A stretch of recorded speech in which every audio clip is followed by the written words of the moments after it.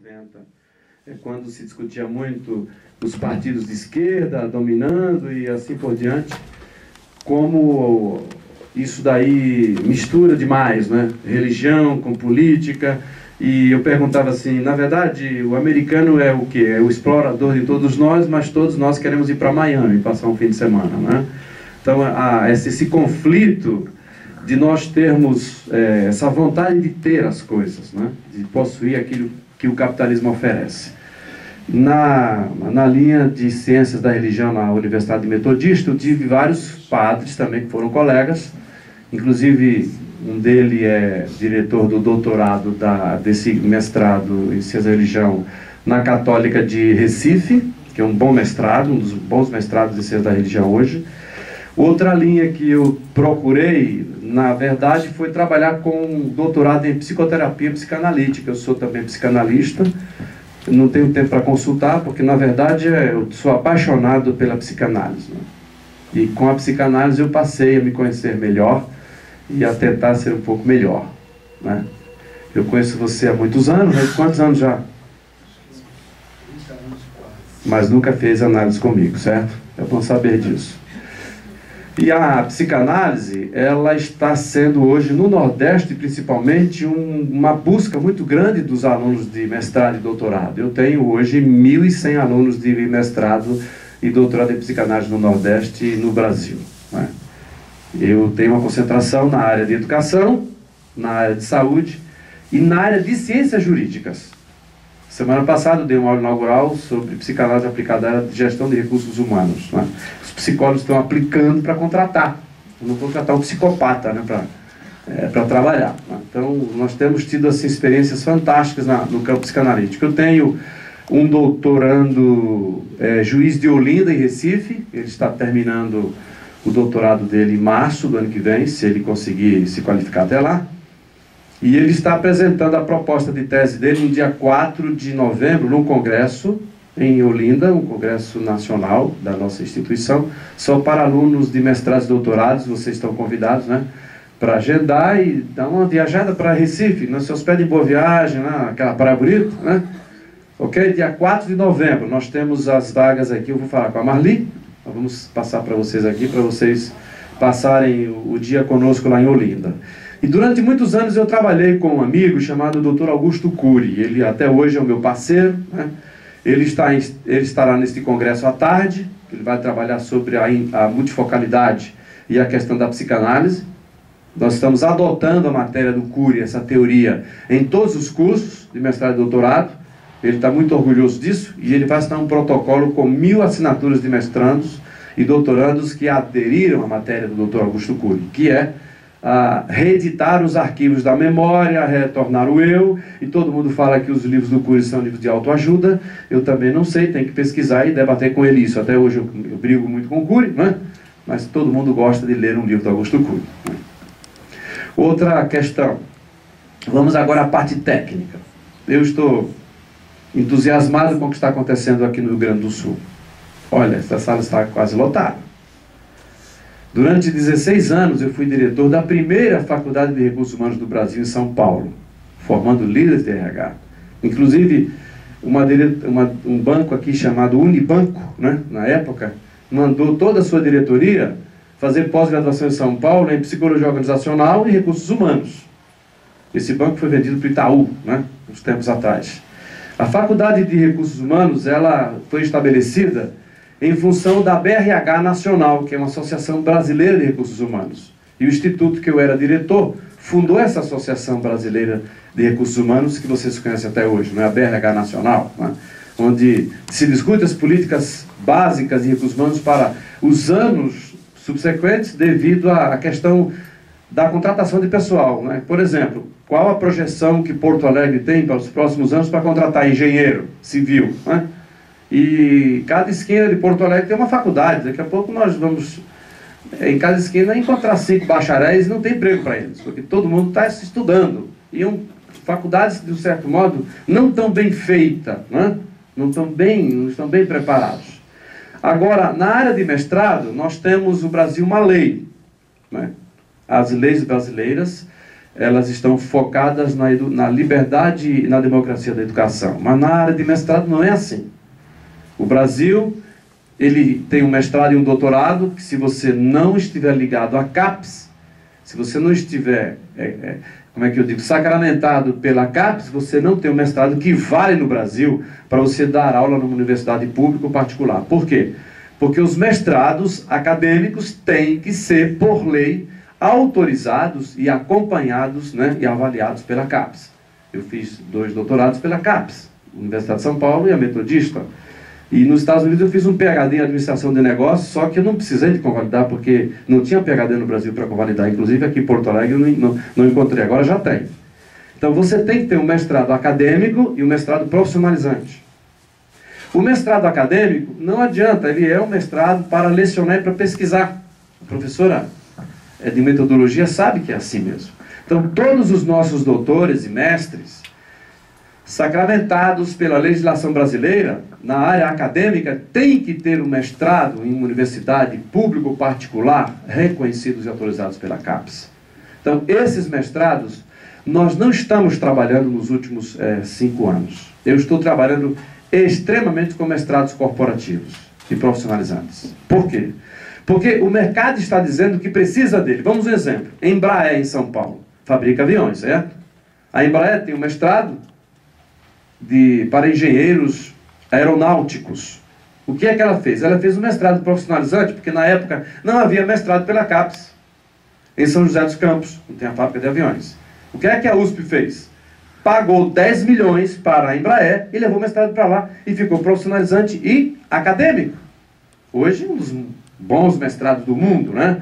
Nós somos a 4ª nação do mundo a vender aviões, mas o profissionalizante ainda é o mais procurado. Então veja, quem é que vai dizer se o mestrado vale hoje no mundo? No mundo, quem é? O mercado vai dizer. Veja, eu tenho lá a cidade de Campina Grande, tem 4 universidades públicas e umas 5 privadas, né? É a capital intelectual do Nordeste, Campina Grande, na Paraíba. O prefeito constitucional aprovou o mestrado em psicanálise e terapia familiar. Por quê? Porque ele viu que a cidade precisa desse profissional. Então, esse é o caminho dos mestrados profissionalizantes.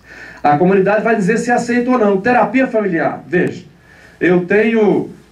Porto Alegre deve ter um setor chamado CAPS, não é isso? Os CAPS, onde as crianças que têm dependência química, não é isso? Veja, quem é psicólogo aqui? Veja, o psicólogo, ele atende uma criança num CAPS. E você percebe que essa criança é dependente químico. O que é que ela vai fazer? Encaminhar para ela não pode cometer o ato médico de passar uma receita, um receituário. O que é que ela encaminha esse menino? Para um psiquiatra, um médico presente. E ele vai receitar para esta criança um antidepressivo, alguma coisa para suprir suas necessidades de crise de abstinência. Só que o que está acontecendo hoje? Nós temos psicólogos suficientes para atender os CAPs do Brasil inteiro? Nós temos psiquiatras para atender essas crianças, esses drogados, esses sofredores dependentes? Não.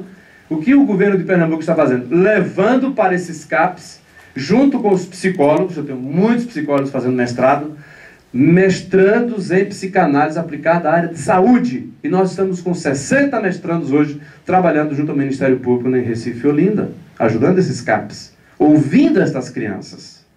Ouvir? Temos que aprender a ouvir. Terapia é ouvir. Quando a gente começa a escutar e ouvir, o que acontece? Você começa a descobrir que não vai resolver com a droga. Vai resolver com o quê? Com ouvir. E dar o quê? Sinais de um novo caminho. Então, isso está revolucionando o mundo. Eu estive na Universidade de Andrews, lá no estado de Michigan, Estados Unidos, e eles têm uma terapia familiar. Eu fui conhecer a terapia familiar deles. Eu disse aí na Andrews, olha, a terapia de vocês não combina com a de Porto Alegre. Por quê? Está muito bíblica, né? Muito evangélica. Ela precisa ser o quê? Uma terapia, como está dizendo, comunitária, onde a diversidade possa ser debatida. Por quê? Porque a terapia da Andrews é muito importante para a formação de pastores, esposas de pastores, para padres, para sacerdotes, para trabalhar na igreja. na igreja evangélica, na igreja católica, nas religiões de modo geral. Mas não é uma terapia familiar que eu vi na grade que nós temos aqui. A nossa, ela é diversificada, né? Nós preparamos aqui um mestre e um doutor para um trabalho diversificado, para aceitar a diversidade do momento do mundo, né? E eu estou apostando aqui. E o que eu fiz? Estou falando para a Marli, né, para levar esse mestrado, esse doutorado para Michigan. E eu conversando lá com os coordenadores, disseram, olha, é um concorrente para o nosso, mas pode trazer porque vai ter aluno, né? Tem esposas de brasileiros que estão ansiosos que chegue esse mestrado também em Michigan, lá em Berry Spring, nos Estados Unidos. E quando a gente está falando, vocês terminam o doutorado de vocês daram uma aulazinha lá nos Estados Unidos também, né, pessoal? Passar uma semana na América, quem sabe? Né? Por isso que é importante esse preparo. Por quê? Porque hoje nós temos que saber o que é que eu preciso para solucionar com os problemas. Quem é que não conhece a terapia comunitária do Dr. Adalberto? O que esse homem tem feito, né? Eu estava lendo um livro da Marli, nos Estados Unidos, e o Carlos Luiz falou, olha, esse livro é meu. Eu digo, poxa, deixa eu ler o livro, pelo menos, depois você entrega para a Marli, né? Eu até conversei com a Marli, fiquei impressionado com o que Adalberto tem feito no Brasil, com terapia comunitária. Eu fui secretário de uma cidade aqui no sul, chamada Maringá. Eu só consegui resolver os problemas da cidade com terapia comunitária, pessoal, não adianta. Não adianta a gente colocar profissionais na rua, sendo pagos pelo governo, se ele não tem paixão pelo que ele está fazendo. Não adianta isso. Eu sou educador, vivo para a educação, né? A terapia, ela é um ferramental importantíssimo no mundo de hoje. E nós não podemos, por exemplo, como é que eu vou legislar como MEC, colocar uma portaria, um decreto para estudar o inconsciente humano? Os psicanalistas não aceitam isso. Já é complicado como está. Então, veja, hoje eu faço um doutorado aqui em psicoterapia psicanalítica na Federal de Buenos Aires e me dá um título de doutor em psicologia clínica. Isso é normal? Entenderam? Você faz um doutorado aqui em terapia familiar, o que nós estamos tentando? Trabalhar com todas as universidades do mundo para vocês terem um título internacional, porque aqui não tem. Então, por exemplo, um título de uma universidade como a Católica de Buenos Aires é um título forte, é um título que é aceito pelo Mercosul. Agora, esse é um trabalho de alinhamento. Sexta-feira nós conversamos com o chanceler de todas as universidades do Mercosul.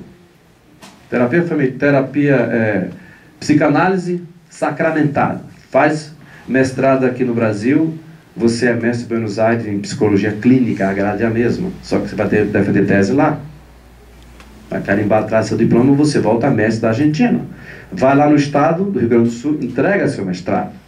Só que você é profissional, você trabalha, você não vai dar aula. Agora, se você for dar aula na Federal, tem que convalidar no Brasil. Para ascensão, não. Não há problema nenhum, porque é uma lei bilateral, Brasil e Argentina. Até no futebol nós somos complicados, né?